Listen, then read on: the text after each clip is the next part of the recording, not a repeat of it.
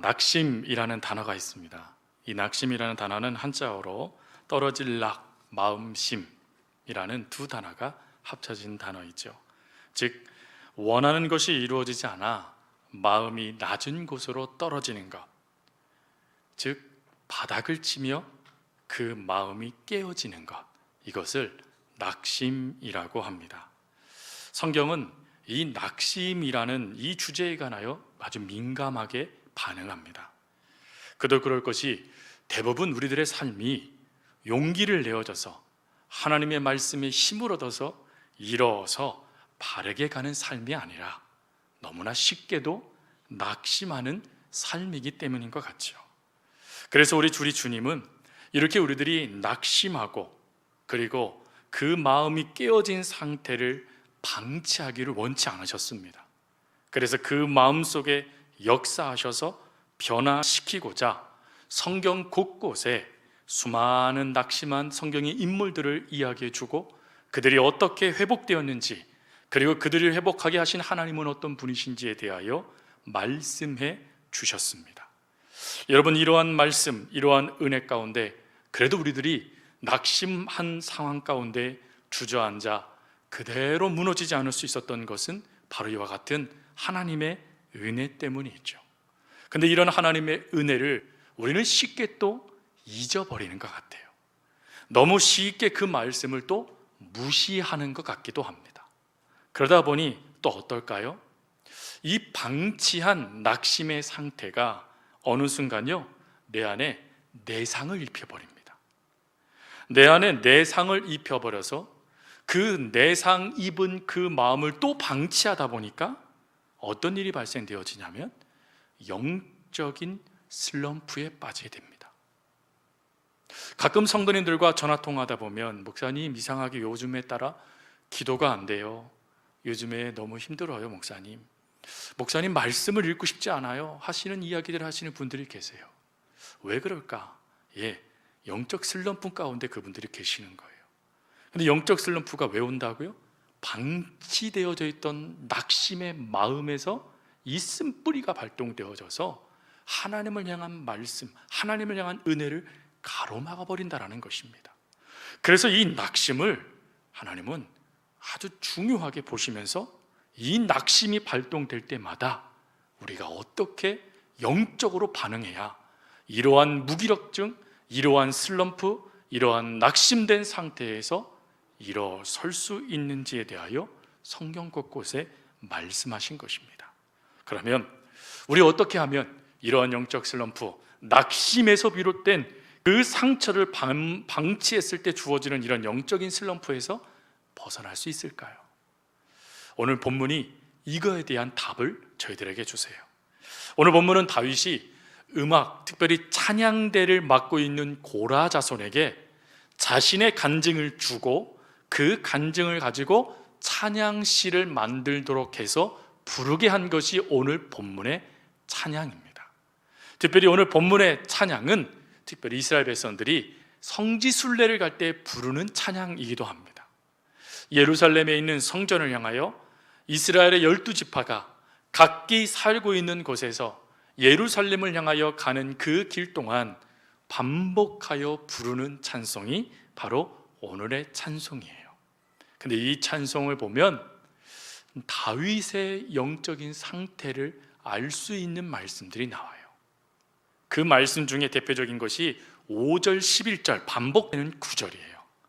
이 5절 11절 반복되는 구절을 보면 다윗이요 탄식하는 고백이 나옵니다. 그는 이렇게 고백합니다. 내 영혼아, 내가 어찌하여 낙심하며 어찌하여 내 속에서 불안해하는가 라고 말이죠.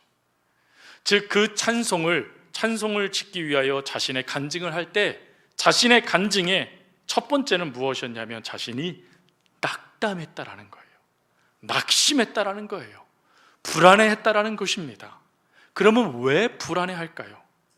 이 불안이라는 이 탄식이라는 것을 이야기하면서 그는 이렇게 해야죠. 내 영혼아 라고 이야기를 합니다. 여기서 할 수 있는 우리가 이 다윗이요 이렇게 낙심하며 탄식하는 이유 중에 첫 번째는 나 때문이라는 거예요. 나 때문에. 여러분, 만약에 하나님이 여러분들에게 너는 누구냐라고 물은다면 여러분 뭐라고 대답하시겠습니까? 우리는 제일 먼저 성경에 나와 있는 수많은 나에 대한 정의들을 이야기할 거예요. 우리는 하나님의 것입니다. 하나님의 아들입니다. 하나님의 딸입니다. 하나님의 거룩한 백성입니다. 하나님께서 핏값으로 사신 하나님의 것입니다 라고 우리는 이야기를 해요. 그럼 하나님이 또 이야기하세요. 너는 누구냐? 이때부터 우리가 심각해지죠. 왜요? 첫 번째 이야기한 것이 하나님께서 듣고 싶은 말씀이 아닌가 하는 생각을 갖기 때문이에요. 그러면 이때부터 우리는 하나님이 알려주신 내가 아닌 나의 모습을 보게 됩니다. 나는 누굴까? 그리고 얼굴이 붉어지기도 하고 등에 땀이 흐르기도 합니다. 그리고 그 자리를 빨리 피하고 싶다는 생각도 들기도 해요. 왜 그럴까요? 부끄러운 나와 대면했기 때문인 것이죠. 여러분, 우리는 너무 실수가 잦아요. 그렇죠? 완벽하지 않다 보니까 너무 실수가 잦아요. 더군다나 욕심은 또 얼마나 많은지. 터무니없는 망상과 자신의 연민 그리고 자신 과신은 또 얼마나 강한지 모릅니다. 그리고 남을 이용하고 하나님까지 이용하며 자신의 욕망을 이루고 채우려고 하는 속성이 우리 가운데 있어요. 또 누군가 나를 인정해주지 않으면 견딜 수 없어 합니다. 또 누군가 나를 무시하면 또 그것도 견딜 수 없어요. 그래서 내가 받은 대로 갚아줘야지. 그래서 우리가 지금 쓰는 성경 구절 중에 하나가 뭐가 있죠? 이에는 이, 눈에는 눈. 그러면서 우리들이 반응하기 일쑤입니다. 그뿐입니까? 여러분, 내 자아의식이 너무 강하다 보니까 객관적인 사실이나 진리보다는 내 감정과 내 주장을 사물의 가치로 여기는 분들도 계셔요. 수많은 하나님 앞에 잘못된 모습들이 우리들의 모습인 거죠. 그러니 이 모습이 깨달아지니까 우리는 부끄러워져요. 그래서 뭐라고 고백할까요? 베드로처럼 고백해요. 주께서 아시나이다. 주님, 지금 제가 생각했던 이 모습이 제 모습이에요. 그럼 왜 그런 모습들이 우리 가운데 나타납니까? 하나님을 믿고 있어요. 하나님께 기도하고 있어요. 끝까지 버티고 있어요. 견디고 있어요. 그런데 왜요? 그것은 우리 속에 여전히 죄의 쓴뿌리가 있기 때문인 것이죠. 이 죄의 쓴뿌리가요, 하나님의 은혜가 사라지면 즉시 발동돼서 우리의 영적인 상태를 어지럽히기 때문에 그렇습니다. 그래서 우리는 이 죄의 문제가 우리를 날마다 무너뜨릴 수 있다는 이 심각성을 깨달아야 돼요. 이 심각성을 깨달았던 바울은 뭐라고 말합니까? 오라 나는 공고한 사람이로다. 누가 이 사망의 죄에서 나를 건져내랴. 끊임없이 그것이 자신을 무너뜨린다는 것입니다. 그러니 여러분, 그런 모습을 하나님의 말씀 안에서 바라보게 되니 하나님의 말씀이라는 거울 안에서 내 모습을 직시하다 보니 뭐 하게 될까요? 아, 하나님, 이게 나이군요 하고 탄식하며 낙심할 수밖에 없다라는 것입니다. 또 두 번째 이유는 무엇 때문일까요? 오늘 말씀의 배경이에요. 여러분, 오늘 이 시편 42편의 배경은 다윗이 그의 아들 압살롬의 반란 때문에 도망갈 때 쓰여진 시예요. 즉, 대적들, 외부적인 상황들 때문에 탄식할 수밖에 없는 상황이 다윗의 상황이라는 거예요. 생각해 보세요. 자신이 그렇게 사랑했던 사람인데, 물론 압살롬이요, 자신의 누이의 문제로 다윗의 아들들을 죽이는 사건을 일으켰어도 그래도 다윗이 압살롬을 포기하지 않았어요. 사랑했어요. 다윗이 압살롬이 행하는 그 모습을 뻔히 알면서도 다윗은 압살롬을 버리지 않았어요. 근데 그 압살롬이 자신에게 칼을 들이밀은 거예요. 수많은 대적들이 압살롬의 편에 서서 자신을 향하여 달려드는 거예요. 조금 전까지만 해도 위대한 왕이시여 당신밖에 없습니다라고 말하며 다윗과 함께 했던 충신들이 다윗을 벗어나 다윗의 대적이 되는 것입니다. 여러분, 이러한 문제들이 얼마나 우리들 가운데 많습니까? 특별히 성도들과 이야기를 나눌 때 성도들 가운데 가장 큰 아픔이 저희들 가운데 이렇게 고백될 때가 있어요. 근데 그 고백의 내용들을 보면 한 가지 주제로 귀결돼요. 그게 뭐냐면 부모에게, 자녀에게 상처받았다라는 거예요. 여러분, 사랑하는 사람에게 받는 상처는 쉽게 해결되지 않는 것 같아요. 진짜 그 사랑이 끊임없이 나타나 그 사람을 숨막히게 만드는 것 같아요. 그래서 예수님을 믿고 하나님을 믿고 하나님 안에 살아간다라고 말하지만 여전히 해결되지 않는 그 상처 때문에 힘들어하는 성도들이 의외로 많더라고요. 사랑하는 사람이 내 곁에서 내 편이 되어줄 때 그것이 얼마나 큽니까? 대적이 일어서고요, 수많은 사람들이 우리를 배신해도 내 부모, 내 자녀, 내 형제들이 그래도 우리를 붙잡아주면 우리를 견딜 수 있어요. 걱정하지 마, 내가 기도해 줄게. 아빠, 엄마 걱정하지 마세요, 제가 기도해 줄게요. 아들아, 딸아, 걱정하지 마라, 하나님은 우리와 함께 하신단다 라고 말하며 그 손을 붙잡아주면요, 얼마나 힘이 되는지 몰라요. 절망적인 상황이지만 그래도 가족의 손이 우리를 살릴 수 있거든요. 그런데 그 가족이 칼을 들이미는 거예요. 그러니 다윗이여, 이 상황이 얼마나 기가 막히겠습니까? 그 기가 막힘을 이렇게 말을 해요. 하나님, 눈물이 주야로 내 음식이 됩니다. 기가 막히다는 거예요. 눈물밖에 흐를 수 없다라는 거예요. 음식 먹을 수 있는 힘도 없다라는 거예요. 여러분, 이러한 절망상적인 상황이 다윗에게 임해왔으니 당연히 내 영혼아, 네가 어찌하여 탄식하느냐, 낭망하느냐, 낙심하느냐 말할 수밖에 없지 않겠습니까? 오늘 이 말씀을 듣는 성도님들 가운데도 혹시 이러신 성도님들 계실지도 모르겠어요. 상처가 또다시 발동되어져서 끊임없이 그 상처는 나는 그러지 말아야지 라고 결단했는데 오히려 그 모습을 내가 가족에게 쏟고 있는 모습을 발견하게 됐을 때, 여러분, 그 모습이 얼마나 우리를 힘들게 만들어요. 내가 이래도 아버지인가? 내가 이래도 남편이야? 내가 이래도 아내야? 라고 말하면서 여러분, 그것 때문에 힘들어하는 성도님들이 계실 것 같아요. 여러분, 그러니 당연히 다윗처럼 하나님, 눈물이 내 음식입니다 라고 말하며 탄식하며 엉엉 울 수밖에 없지 않겠습니까? 자, 그러면 하나님은 그런 모습을 그대로 방치하실까요? 그 쓴뿌리가 끊임없이 발동되어져서 가정을 무너뜨리기를 하나님은 원하실까요? 아닙니다. 우리 하나님은 그러한 낙심과 그러한 영적인 슬럼프들을 벗어날 수 있는 힘과 능력을 주시는 분이세요. 우리 하나님은 새롭게 역사하시는 분이십니다. 비록 우리가 낙심되어져서 그 상황들이 줄을 이어서 저와 여러분에게 끊임없이 다가오는 순간이라 할지라도 우리 하나님은 그런 모든 것에서 벗어날 수 있도록 도와주시는 분이세요. 여러분, 그러한 예들이 성경 곳곳에 수많은 믿음의 사람들을 통하여서 우리들에게 보여주고 있지 않습니까? 그러면 어떻게 하면 이 슬럼프 벗어날 수 있습니까? 우리가 이 주제를 다루기 전에 먼저 인정할 것이 있어요. 저를 따라서 한번 인정해 주세요. 함께 고백할게요. 누구나 실패할 수 있다. 또 따라하겠습니다. 누구나 낙심할 수 있다. 여러분, 누구나 실패할 수 있어요. 누구나 낙심될 수 있어요. 하나님, 나 하나님 믿고 있는데 내가 왜 이럴까요? 그럴 수 있어요, 여러분.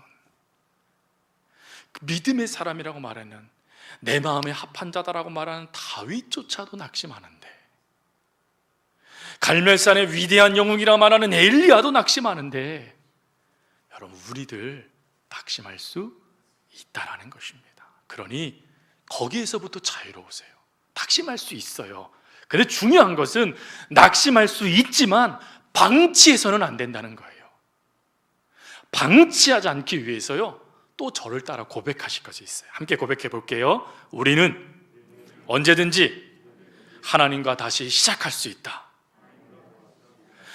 낙심되어 방치하지 마시고 우리는 언제든지 하나님과 다시 시작할 수 있다. 이것을 인정하라라는 거예요. 여러분, 하나님은 언제든지 반전의 기회를 주시는 분이세요. 언제든지 하나님 앞에 서는 사람들을 하나님은 책임져 주시는 분이세요. 혹시 성도들 가운데 내 인생 내 마음대로 살겠다라고 이리저리 이것저것 만지다가 엉망진창된 성도님들이 계십니까? 그렇다면 항복하세요. 누구에게요? 하나님께요. 그거 하나님께 갖고 가세요. 엉망진창돼서 부끄러워요? 괜찮아요. 우리를 만드신 하나님은 능히 그것을 온전하게 하실 수 있는 분이세요. 그러니 그 하나님께 갖고 가야 돼요. 내 모습이 완전히 부서지고 깨어져서 슬퍼하고 낙심밖에 없다라고요? 괜찮습니다. 그 모습조차도 하나님이 붙잡으셔서 다시 시작해 주십니다. 그러니 그 하나님 안에서 우리는 시작할 수 있는 거예요. 새롭게 빚어질 수 있는 거예요. 여러분, 토기장이들이 진흙으로 그것을 빚다가 망가지잖아요. 그럼 그 진흙을 버립니까? 아니요. 다시 조물딱 만져요. 그리고는 다시 빚습니다. 우리 하나님, 저와 여러분이 망쳐놓은 거 버리지 않으세요. 다시 만지세요. 그리고 하나님이 원하시는 작품으로 만들어 주신다는 것입니다. 그러니 이것을 믿자, 인정하자, 여기에서부터 출발하는 거예요, 여러분. 그리고 두 가지를 오늘 본문을 통해서 우리가 잊지 마셔야 돼요. 그 두 가지 중에 첫 번째는 무엇이냐? 하나님을 기억하자라는 것입니다. 제가요, 올해 설교 가운데 하나님을 기억하자라는 걸 몇 번 했나, 올해뿐만 아니라 작년 끝까지 이렇게 쭉 봤어요. 그랬더니요, 여러분들이 울플 정도로 했더라고요. 자그마치 14번이나 기억하자라는 주제를 다뤘더라고요. 주제를. 근데 이 주제를 다루면서 문득 저에게 들은 생각이 뭐였냐면, 왜 하나님이 이것을 또 주제로 만들게 하셨을까 하는 생각이었어요.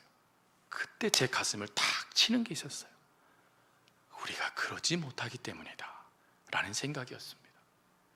여러분, 하나님을 기억해야 된다는 거 모르는 성도님들 없으세요. 그런데 기억하지 않다라는 것이죠.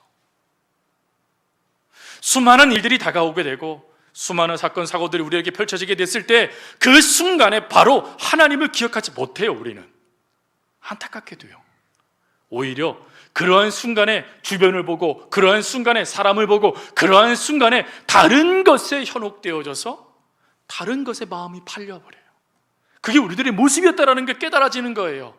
특별히 코로나로 힘들고 어려운 거, 지금 점점점 그 강도가 세워지고 있는 거 모르는 성도님들 없으실 거예요.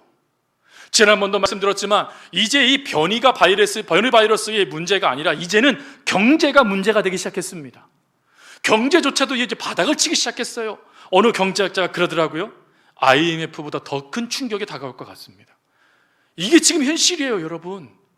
여러분, 이러한 현실들이 우리에게 다가오면 당연히 여러분 그 모든 것들에 우리의 마음이 빼앗겨요. 거기에 우리들의 마음이 조급해져요. 하나님을 기억해야 되는데 하나님을 기억하긴커녕 그 모든 것들에 휩쓸리는 거예요. 그게 우리들의 모습이잖아요. 그러면 다윗도 그랬습니까? 여러분, 오늘 본문의 배경이 아들의 반란으로 목숨이 위태로울 때 도망갈 때 쓴 시라고 말씀드렸어요. 그러면 그때 주변 보고 낙심하고 무너져 있나요, 다윗이? 주저앉아 있나요? 그 상황 가운데 휘둘려서 내가 어떻게 해야 되지? 안절부절하고 있나요? 아니요. 그는 그 순간에 뭐라고 얘기합니까? 5절과 10, 우리가 함께 읽었던 11절 말씀 반복되는 9절에 뭐라고 나오죠? 하나님을 기억해래요. 즉 그 순간에 다윗은 뭐라고 얘기하고 있냐면, 나는 이러한 순간에 하나님을 기억하겠습니다 라고 하며 하나님 앞에 자신의 시선을 딱 고정해버리더라는 거예요. 어떻게 이게 가능했을까요? 그것은 다윗의 삶을 이렇게 정의할 수 있기 때문입니다. 다윗의 삶은 날마다 함께 하시는 하나님을 기억하며 경험하는 삶이다. 하나님을 기억하는 것으로 끝나지 않고 하나님을 기억하여 하나님 앞에 나아갔더니 하나님이 또 다른 은혜를 주셔서 그 은혜를 경험하는 삶이었다는 거예요. 여러분, 사울왕에 의해서 장인이잖아요. 장인. 여러분, 장인은 가족이니까 가족을 사랑해줘야 되잖아요. 사위요. 그런데 그 사위를 죽이려고 십몇 년 동안 쫓아다녔어요. 죽이겠다라고 창도 몇 번 던졌어요. 여러분, 이런 현실 낙담되잖아요. 그런데 다윗이요, 그런 순간에 무너지지 않아요. 저가 온몸에 암이 사기가 되어 말기 환자로 죽었더라. 성경은 그렇게 말씀하지 않아요. 오히려 누가 죽습니까? 사울왕이 죽어요. 다윗은요, 이상하리 많지 건강해요. 하나님이 잘 되게 하세요. 그것뿐입니까? 대적들이 달려들었을 때, 생명의 위협을 받았을 때 끊임없이 하나님은 한결같이 다윗을 보호해 주셨어요. 지혜가 필요하면 지혜를 주셨고, 사람이 필요하면 사람을 허락하셨고, 또 치유의 능력이 필요하면 치유의 능력을 주셨으며, 또 선지자를 통해 깨닫게 하실 때는 선지자를 보내셨어요. 끊임없이 다윗의 삶에 하나님은 경험케 하시는 하나님이셨어요. 저는 바랍니다, 여러분들이 하나님을 경험할 수 있길 바랍니다. 여러분들이 하나님을 경험하고 하나님을 맛보면 우리는 하나님을 떠나지 않아요. 오히려 그 어려운 순간에, 절망의 순간에, 낙심의 순간에 그 경험케 하시는 하나님을 바라보며 기억할 수 있게 된다는 것입니다. 그는 이런 절망의 순간에요, 아들이 반란을 일으켜서 힘들게 하는 그 순간에요, 하나님을 기억해내요. 오늘 본문에는 그 하나님을 기억해낸 두 하나님의 모습을 이야기해요. 4절 말씀에 보면 그는 이렇게 말하죠. 내가 전에 성의를 지키며 무리와 동행하며 기쁨과 감사의 소리를 내며 그들을 하나님의 집으로 인도하였더니. 무슨 말입니까? 하나님을 예배 자리에서 만났던 것을 이야기하는 거예요. 즉 예배 자리에서 자신을 만나 주신 하나님, 자신과 함께 하셔서 자신에게 은혜와 복을 더해 주신 그 하나님을 기억해냅니다. 여러분, 이 예배의 자리는 우리가 하나님을 만나는 자리예요. 여러분, 하나님을 만나면 우리들의 문제는 더 이상 문제가 아닌 거예요. 여러분을 낙심케 하는 거 더 이상 낙심케 되는 도구가 아닌 거예요. 왜요? 하나님은 그것보다 뛰어나시거든요. 그 하나님을 기억해낸 겁니다, 다윗이요. 또 6절 말씀에 가보면 이렇게 고백하지요. 내 하나님이여, 내 영혼이 내 속에서 낙심됨으로 내가 요단 땅과 헤르몬 산과 미살산에서 주를 기억하나이다. 여러분, 이건 뭐냐면 다윗이요, 압살롬이 반역을 일으키니까 즉시 도망을 가야 되잖아요. 근데 이 예루살렘으로 근방으로 해서 그 주변으로 도망갈 수가 없는 거예요. 왜? 주변에 있는 많은 사람들의 마음이 이미 압살롬에게 돌아섰어요. 그러니 다윗이 도망할 곳은 요단 건너편밖에 없는 것입니다. 근데 그것을 건너려면 나루터가 있어요. 배를 타고 건너야 돼요. 근데 어떻게 하셨다고요? 요단 땅과 헤르몬과 마살에서, 마살은 이스라엘의 최북단이에요. 최북단 국경도시예요. 거기까지 가는 동안 하나님이 다윗을 지키셨다라는 거예요. 즉 다윗은 자신을 보호해 주시는 하나님을 기억해낸 거예요. 여러분, 이 하나님이요, 절체절명의 순간에 다윗을 지키셨어요. 사람의 괴략을 무너뜨려 버리셨어요. 그리고는 편안히 건너갈 수 있도록 다윗을 지키셨어요. 그것뿐입니까? 마치 하나님이 준비하신 것처럼 사람들을 보내셔서 그들이 굶주리지 않도록 도우셨고, 그리고 그들이 다시금 군대를 재정비할 때 수많은 용사들이 그의 곁에 서서 이 전쟁을 수행할 수 있도록 하나님이 준비하셨습니다. 그러니 이 놀라운 하나님을 경험하니 그가 자신을 향하여 말하는 것 아니겠습니까? 나는 주님을 기억합니다. 사랑하는 성도 여러분, 때로는요, 세상 전체를 대적해야 될 것 같은 엄청난 상황에 맞닥뜨릴 때도 있습니다. 시편 3편의 다윗이요, 천만인이 나를 애워싼다라는 그 고백처럼 정말 말할 수 없이 여러분들의 삶에 켜켜이 그 낙심케 하는 상황들이 둘러 친칠 수 있어요.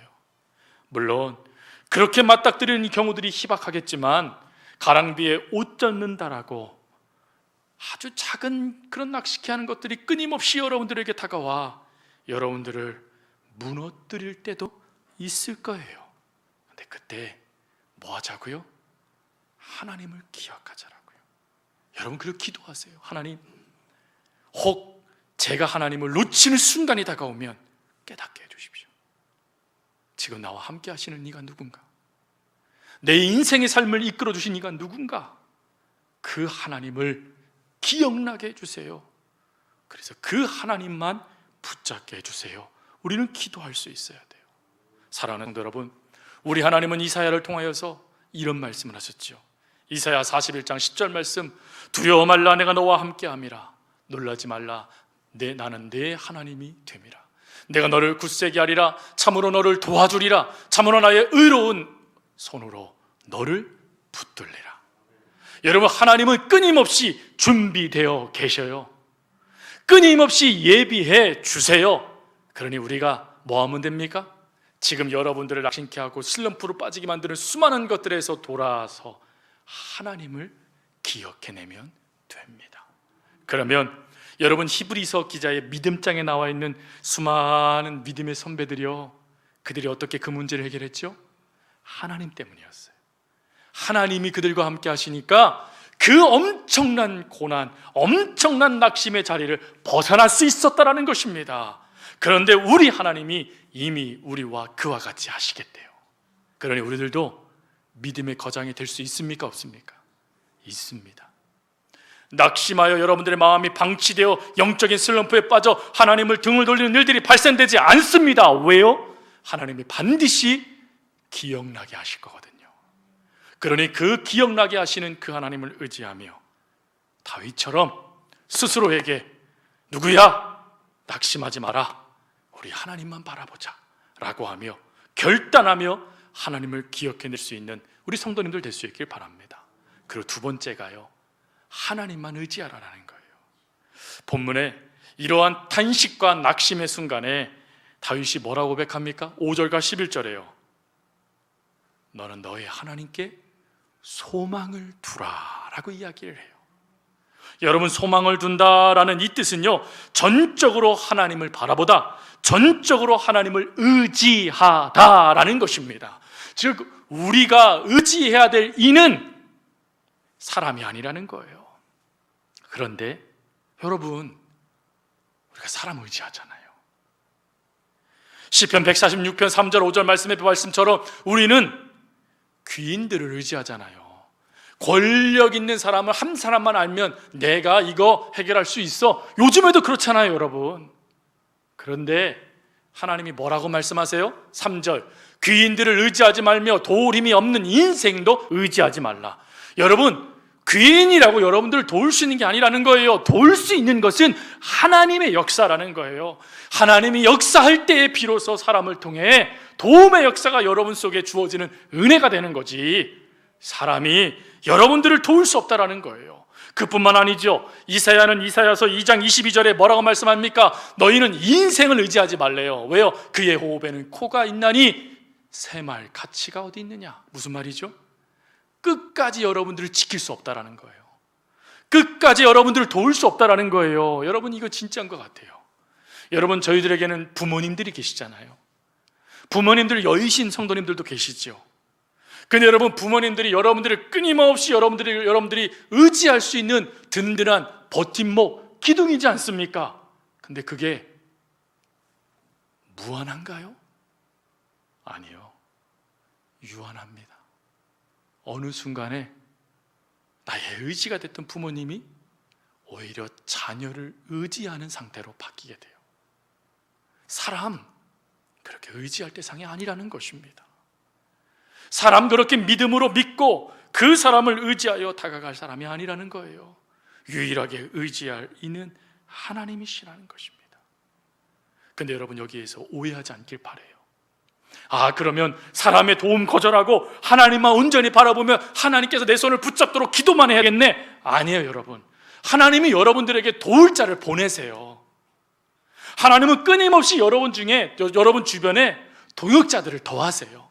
그래서 그 일을 감당할 수 있도록 도와주세요. 그런데 문제는 그 도움을 주시는 자를 향한 자세가 중요하다는 거예요.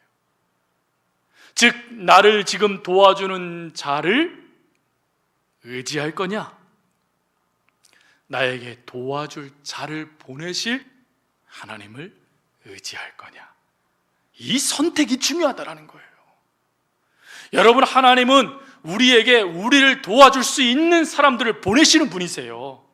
그러니 우리가 의지할 일은 우리를 돕는 눈앞에 보이는 사람이 아니라 그 사람을 보내주신 하나님이시죠. 여러분, 이런 믿음의 눈을 갖도록 여러분 기도하셔야 돼요. 하나님께 끊임없이 간구하세요. 그러면 하나님은 깨닫게 하실 겁니다. 분명히요, 사람은 사랑의 대상이에요. 왜요? 연약하고 부족해요. 그러기에 끊임없이 사랑해주며 세워줄 존재죠. 여러분들을 도와준다라고 그 사람의 능력 있는 거 아니에요. 능력 있는 분은 하나님이세요. 그 하나님을 선택해야 된다는 거예요. 선택하지 못했을 때 어떤 일이 발생될까요?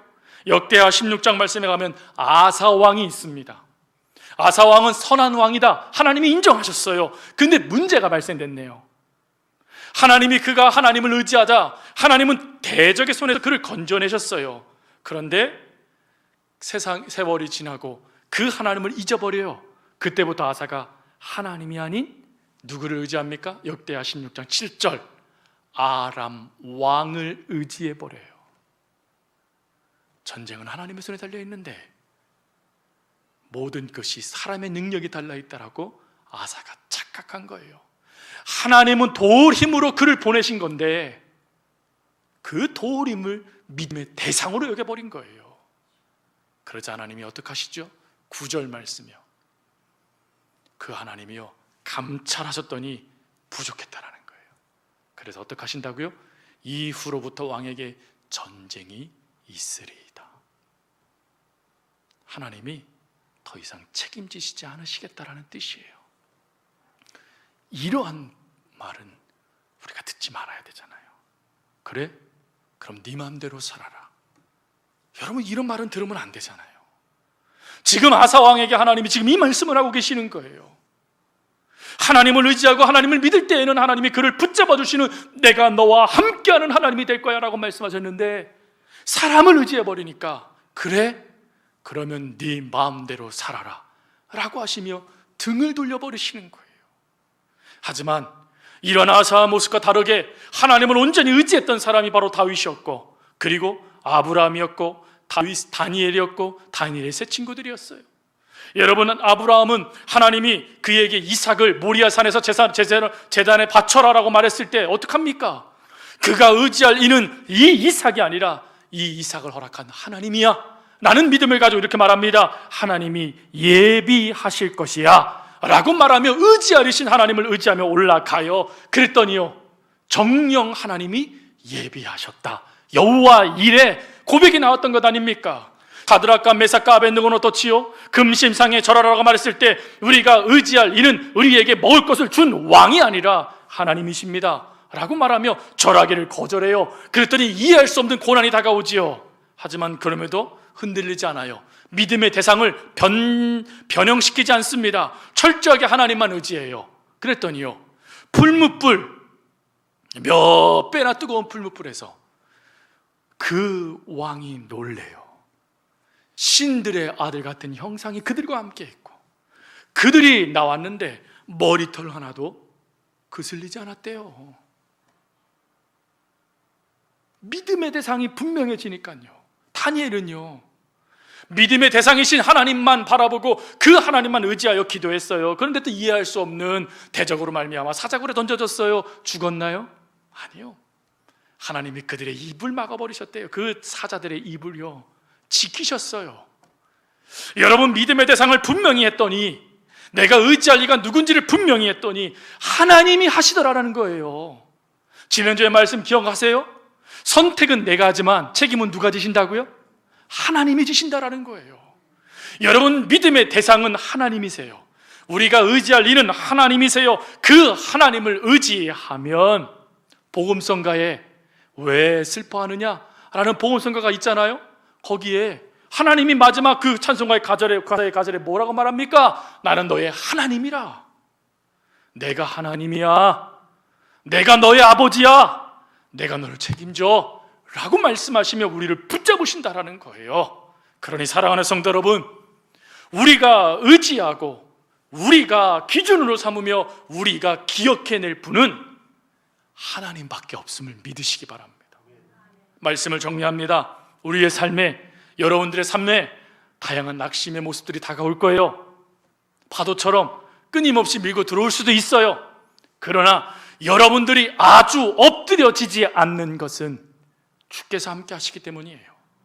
그러니 그 하나님 의지하면서 그 자리에서 다른 것에 휘둘리지 말고, 혹 휘둘렸다라면 다시금 마음을 잡으면서 하나님, 내가 이제 하나님만 기억해내겠습니다. 내가 이제 하나님만 의지하겠습니다. 내 삶의 모든 것은 하나님께 있습니다 라고 하며 맡기고 인정하고 그 하나님을 의지할 때 하나님은 다윗과 같이 찬송이 되도록 만들어 주실 거예요. 슬픔이 변하여 기쁨이 되도록 만들어 주실 거예요. 죄가 변하여 기쁨의 화관이 되도록 만들어 주실 거예요. 여러분, 이 하나님을 믿음으로 오늘도 무기력 가운데, 영적 슬럼프 가운데, 낙심 가운데 있는 성도들 일어서십시오. 하나님이 계십니다. 그리고 일어서고 있는 성도들 걱정하지 마십시오. 저희가 기도해 드릴 거예요. 끊임없이 함께 할 겁니다. 그러니 힘을 내어 일어서 믿음으로 그 걸음을 걸어갈 수 있기를 간절히 주님의 이름으로 부탁드립니다.